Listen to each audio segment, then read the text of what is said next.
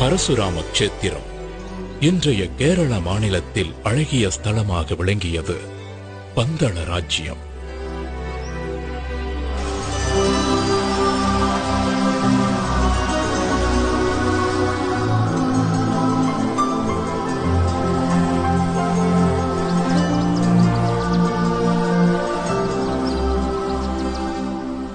வனங்கள் சூழ்ந்த பூமி. அன்றைக்கு காற்றிலேயே மலர்களின் வாசத்தோடு இசையும் கலந்திருந்தது.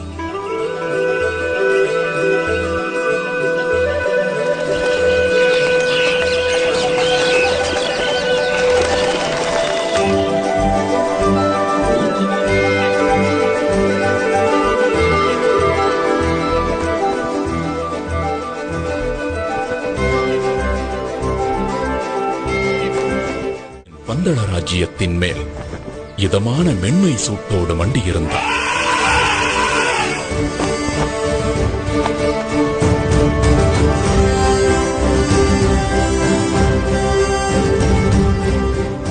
மன்னர் ராஜசேகரன் ஆட்சியில் பந்தள ராஜ்யமே சீரோடும் சிறப்போடும் இருந்தது. என்றாலும் ஒரு ராஜ்யத்தை ஆளும் மன்னருக்கு, சுகபோகங்கள் குறைவில்லாத அரசருக்கு ஒரு சோகம் இருந்தது. ஆம், அதுதான் புத்திர சோகம்.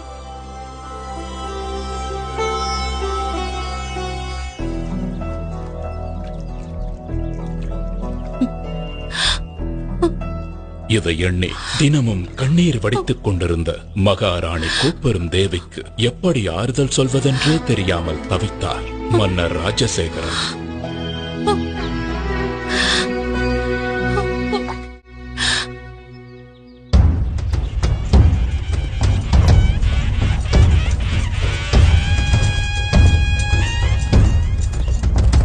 ஒரு நாள் மன்னர் ராஜசேகரன் நகர்வலம் வந்து கொண்டிருந்த பொழுது, இதோ நம் மன்னர் தான் எவ்வளவு திறமையாக நம் ராஜ்யத்தையும் மக்களையும் வழி நடத்துகிறார். இப்படி ஒரு மன்னர் கிடைக்க நாம் எல்லாம் பெரும் பேறு பெற்றிருக்க வேண்டும். உண்மைதான். ஆனால் எல்லாம் இருந்தும் என்ன பயன்? நம் அரசருக்கு புத்திர பாக்கியம் இல்லையே. நம் மன்னருக்கு பிறகு இந்த ராஜ்யத்தை ஆள ஒரு வாரிசு இல்லாமல் போய்விட்டதே. இதை கேட்டதுமே மன்னர் பெருமான் மனம் நொந்து போனார். கடைசியாக கடவுளிடம் முறையிடுவதை தவிர அவருக்கு வேறு வழி ஏதும் தோன்றவில்லை.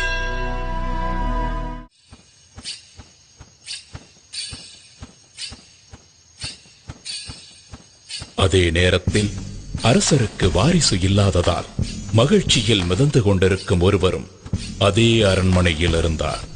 அவர்தான் பந்தள ராஜ்யத்தின் அமைச்சர்.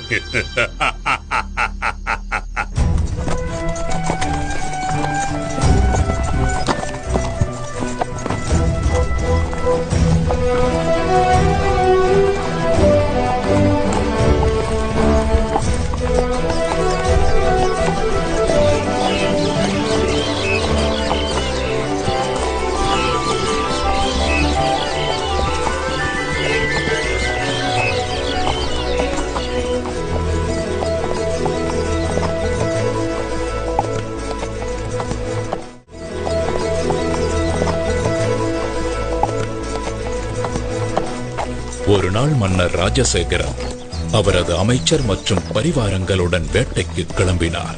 அன்றைக்கு என்றுமில்லாத அதிசயமாக மனதில் அமைதி நிலவுவதையும் நெஞ்சம் மகிழ்ச்சி அடைவதையும் உணர்ந்தார்.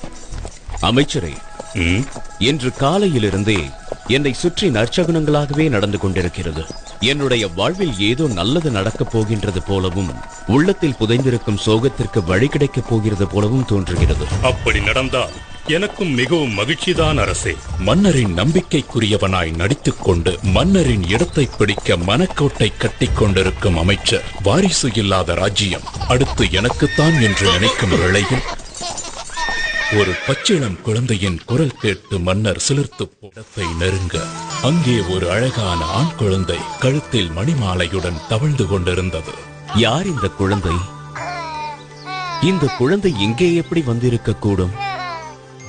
குடியிருப்புகளே இல்லாத இந்த வனப்பகுதியில் இந்த குழந்தையை யார் விட்டு சென்று இருப்பார்கள்? ஹரிஹர புத்திரனான குழந்தையின் கழுத்தில் மணிமாலை ஒன்றை சூடி ஒரு தெய்வீக நிகழ்வின் மூலமாக பம்பா நதிக்கரையில் வீற்றிருக்கச் செய்தார் மகேசன்.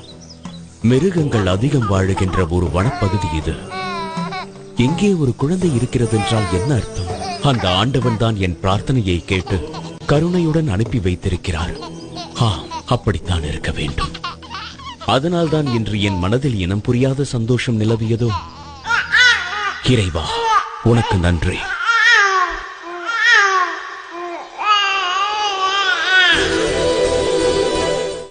கலி காக்கும் ஒரு தெய்வம் ஐயப்பன் அவதாரம். கலி காக்கும் ஒரு தெய்வம் ஐயப்பன் அவதாரம் நிகழ்ந்தது பம்பை நதியோரம்.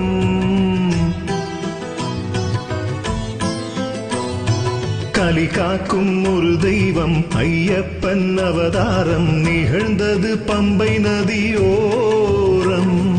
ஆழ்வார்கள் பாட்டும் தேவார கூத்தும், ஆழ்வார்கள் பாட்டும் தேவார கூத்தும் அரங்கேற்றி வைத்த அவதார ரூபம். விண்ணோர் வரம் மண்ணோர் தவம், விண்ணோர் வரம் மண்ணோர் தவம். ஐயன் வந்தான் ஆனந்தமே.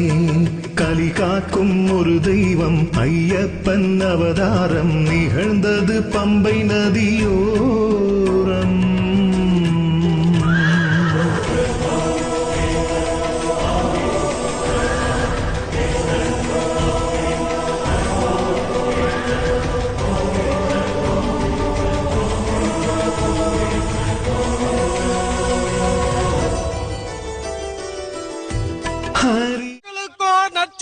தமக்கு பரிசாக கிடைத்த குழந்தைக்கு மன்னர் வெகு விமர்சையாக பெயர் சூட்டு விழா நடத்தினார்.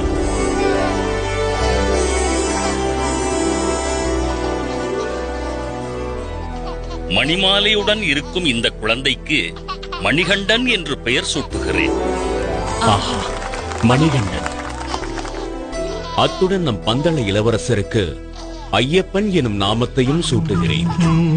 அரசவையில் அனைவரும் இனி பந்தள ராஜ்யத்தை ஆள இளவரசர் கிடைத்து விட்டார் என்று பேரானந்தம் அடைந்தனர்.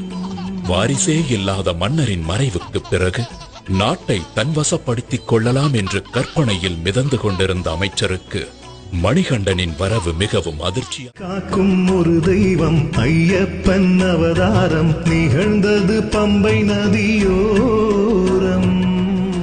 இந்த தெய்வ குழந்தை பந்தளத்திற்கு வந்த நேரம் நெடுங்காலமாக குழந்தை செல்வமே இல்லாத மகாராணி கோப்பெருந்தேவி தன் வயிற்றில் ஒரு ஆண் குழந்தையை பெற்றெடுத்தாள்.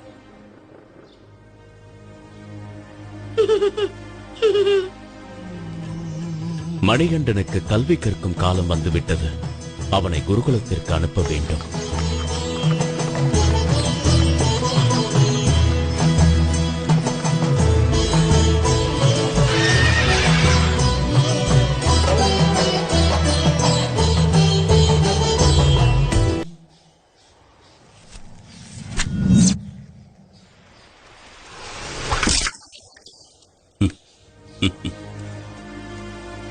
இந்த மணிகண்டன் ஒரு சாதாரண பாலகனாக இருக்க முடியாது.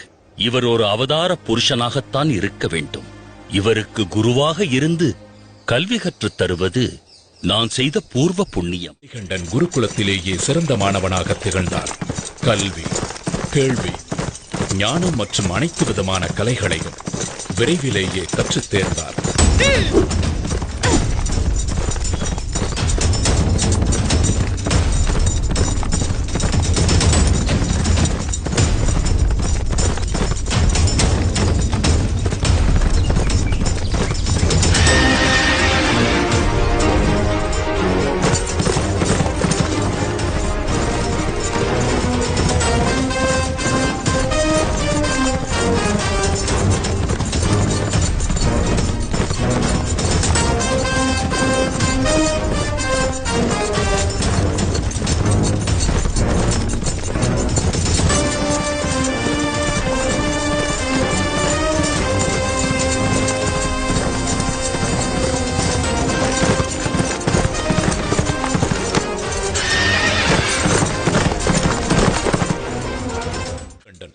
அரசகுமாரர்களுக்கு தேவையான அனைத்து ஆயுத பயிற்சிகளையும் அஸ்திர வித்தைகளையும் சத்துருக்களை அழிப்பதற்கும் தைரியமாக எதிர்கொள்வதற்கும் உதவும் களரி அபியாயசம் போன்ற கலைகளையும் கற்றுத் தேர்ந்தார்.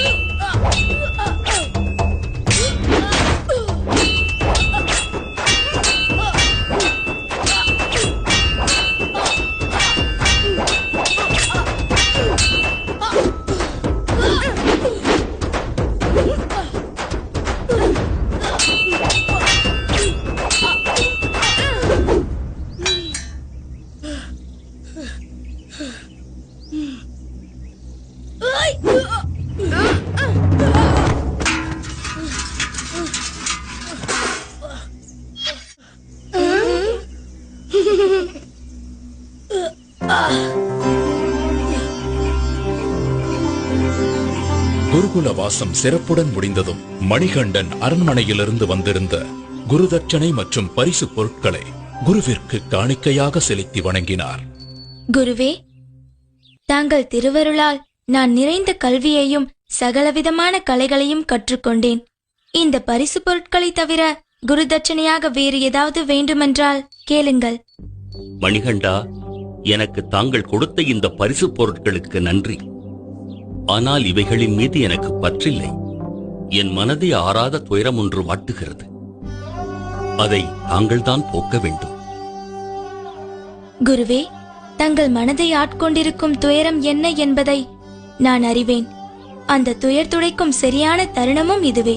பிறவியிலேயே வாய்ப்பேச முடியாத தங்களுடைய மகனை என் முன்னே அழைத்து வாருங்கள். நான் சொல்லாமலேயே என் மனக்குறையை அறிந்து கொண்டாரே, இதுதான் கடவுளின் சித்தமோ?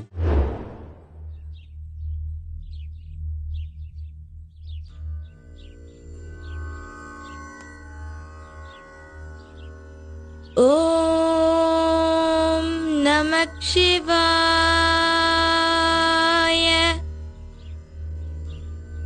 ஓம்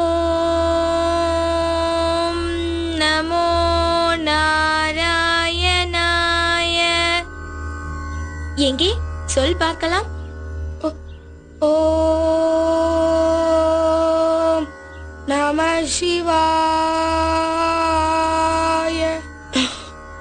அப்படித்தான், பேசு. ஓம் நமோ நாராயணாய.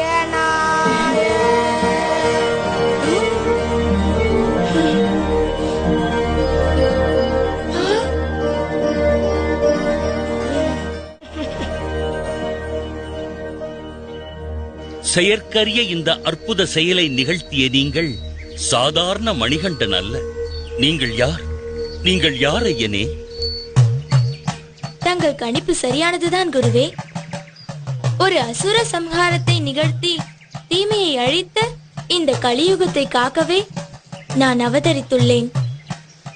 இந்த ரகசியம் தங்களுக்கு மட்டுமே தெரிந்ததாக இருக்கட்டும் குருவே. என்னுடைய அவதார நோக்கம் முடிந்த பிறகு என்னை தரிசிக்க வரும் பக்தர்களுக்கு உத்திர நட்சத்திரமாக நான் காட்சி அளிப்பேன். இதுவே நான் தங்களுக்கு தரும் குரு தட்சணை. வருகிறேன் குருவே.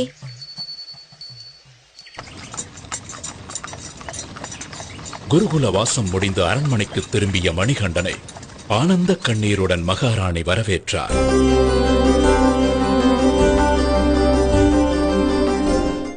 தம்பி,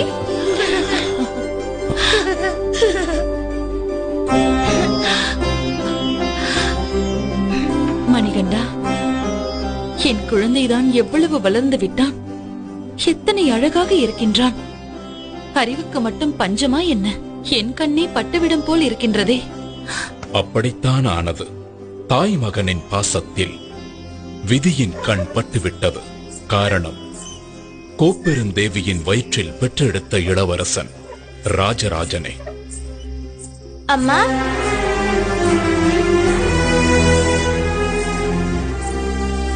இதனை கண்ட வஞ்சக எண்ணம் கொண்ட அமைச்சர் பெருமகிழ்ச்சி அடைந்தார்.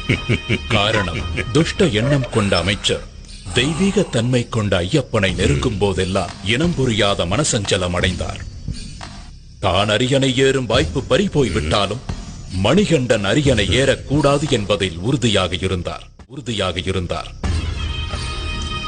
அதற்காக பல சதித்திட்ட வேலைகளில் ஈடுபட்டார். அதில் ஒரு கட்டமாக மணிகண்டன் குடிக்க வேண்டிய பாலில் விஷத்தை கலந்தார்.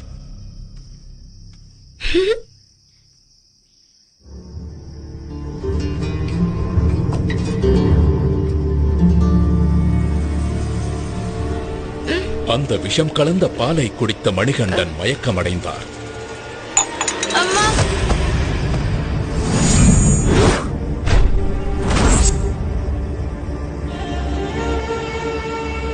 உடனே மணிகண்டனை காப்பாற்ற அரண்மனை வைத்தியர்கள் எல்லாம் எவ்வளவோ வைத்தியம் செய்தும் மணிகண்டனை காப்பாற்ற முடியாமல் தவித்தனர். இந்நிலையில் சிவபெருமான் வைத்தியர் ரூபம் எடுத்து அரண்மனைக்கு வந்தார்.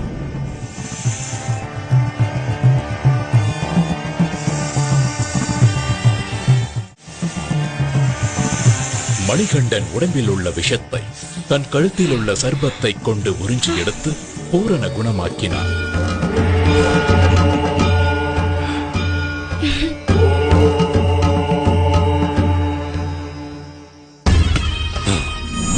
இந்த திட்டமும் முறியடிக்கப்பட்டு விட்டது.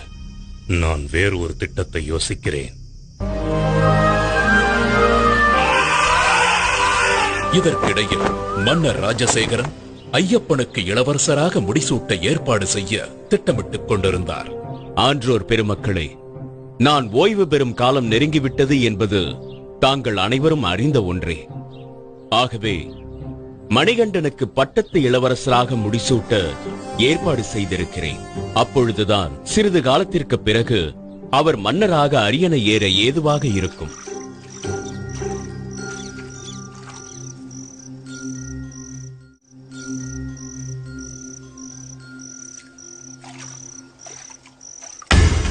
இதுதான் தக்க சந்தர்ப்பம் என்று எதிர்பார்த்த அமைச்சர் மகாராணியை தனிமையில் சந்தித்தார்.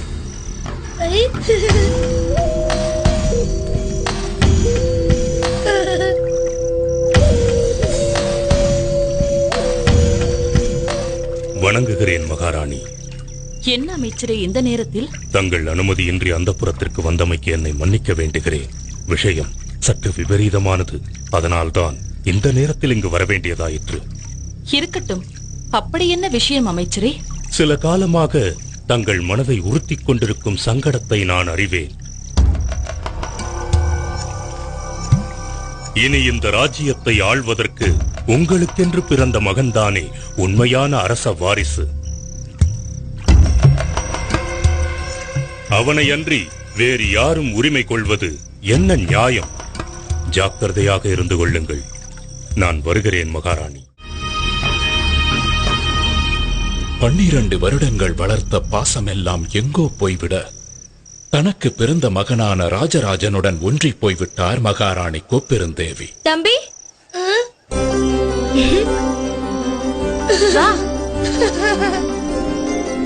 அண்ணா,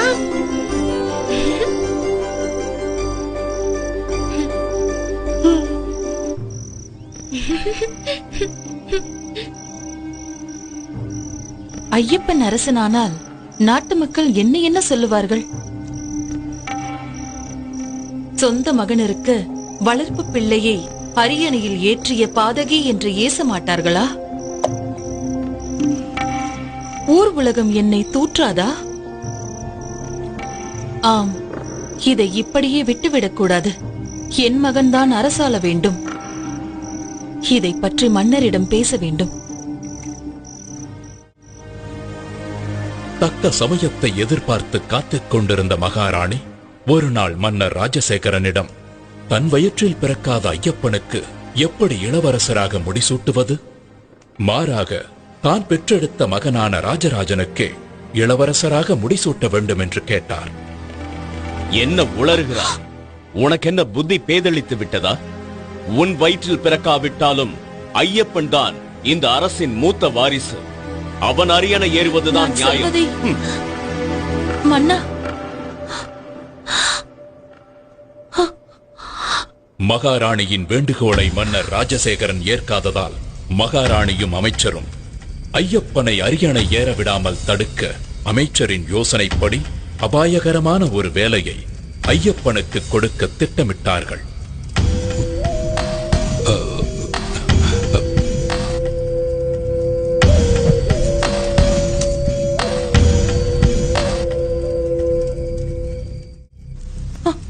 அதற்காக கோப்பூர் தேவி பொய்யாக தலைவலி வந்தது போல் ஐயோ அம்மா, வலி தாங்க முடியவில்லையே.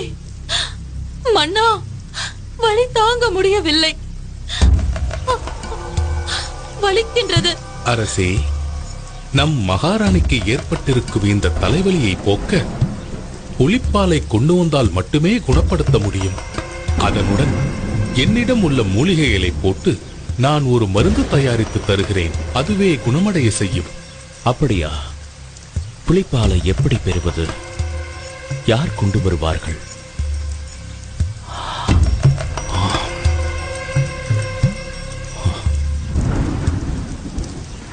தந்தையே, தாயின் தலைவலியை போக்க நானே காட்டிற்கு சென்று புலிப்பாலை கொண்டு வருகிறேன்.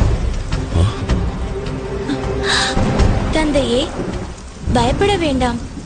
என்னை காட்டிற்கு செல்ல அனுமதியுங்கள். என்னை காட்டிற்கு செல்ல அனுமதியுங்கள்.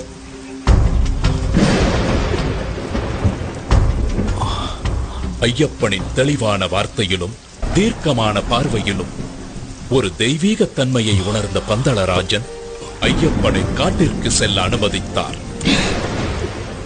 இதை கேட்ட அமைச்சரும் கோப்பெரும் தேவியும் தங்களது திட்டம் நிறைவேறப் போவதை நினைத்து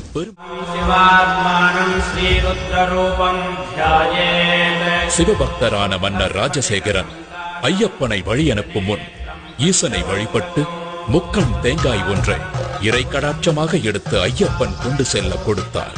கூடவே உணவுப் பொருட்கள் சிலவற்றையும் போட்டு அதை இருமுடியாக கட்டி ஐயப்பனிடம் கொடுத்து வழி அனுப்பி வைத்தார்.